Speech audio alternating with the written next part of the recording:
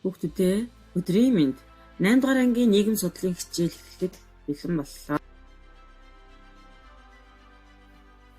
Соёл бүлгийн эхний сэдэв болох бид нутгийнхаа өв соёлоор бахархдаг. Соёл нь тухайн нийгмийг бусад нийгмээс ялгаж өгөх гол шинжин болж өгдөг бөгөөд нийгмийн хөгжлийнх нь үндэс төдийгүй хүмүүс хойч үедээ өвлүүлдэг үнэт зүйлс нь болж өгдөг соёл. Соёл нь бүтээгч болон тэгчээсэн шалтгаалж хувь хүний соёл, бүлэг байгууллагын соёл, орон нутгийн соёл, улс үндэстний соёл, нийт хүн төрөлхтний соёл гэж хуваагддаг бөгөөд эдгээр соёлуудаас орон нутгийн соёлыг авч үзэх болно. Орон нутгийн соёл нь тухайн нутгийн зан олонны хөгжлийн үндэс болдог. Эрт идүүгээд эрхэмлэн дээдлэгдэж, хойч үедээ өвлүүлэн хөгжүүлсээр ирсэн хууль үнэт зүйлсийг багтаан авч үздэг.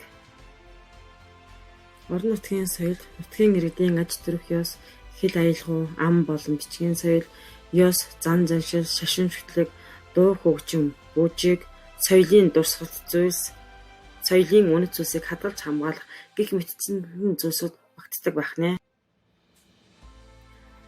Нутгийн удирдлага, сургууль, цэцэрлэг, театр, музей, амралтын газар, спорт клубүүд нь соёлын үйл ажиллагаа явуулдаг байгууллагуудад хамаардаг. Соёлтой холбоотой зарим мэргэжлүүдээс дурдвал багш, архивч, номын санч, бүжигчин, зураачд орно.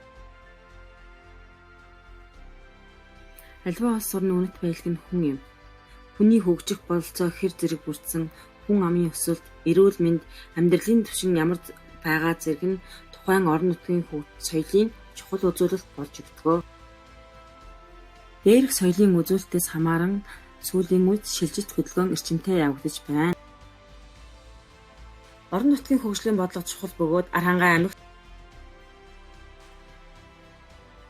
ажил жуулчлалын чиглэлээр төв соёлын дурсгалт газруудаараа гадаад болон дотоодын жуулчдыг аялуулж байна. Монгол улсын үндсэн хууль, соёлын тухай хууль, соёлын өвийг хамгаалах тухай хууль нь соёлтой холбоотой хуульд орно.